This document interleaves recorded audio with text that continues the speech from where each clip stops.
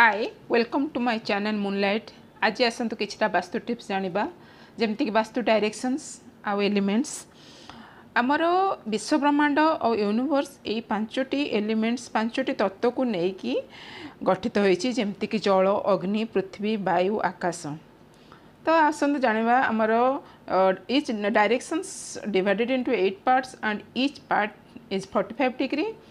आसतु जानिबा डायरेक्शंस उपरे एवं को डायरेक्शंस को तत्व को लेकिन रिप्रेजेंट करुच्ची आसतु जानिबा।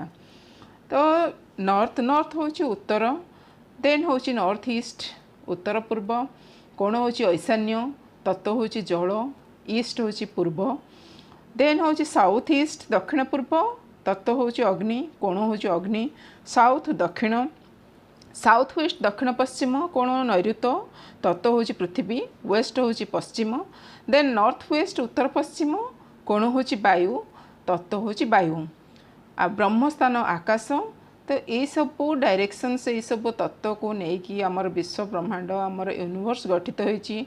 जदि आमे ये सब 8टी डायरेक्शंस रो आमे दोष को जानि परिबा और तार सठिक वास्तुरे तार सठिक प्रतिकार पाई परिबा, देन आमर सुख समृद्धि शांति आम लाइफ रे वृद्धि घटिबो। Thank you.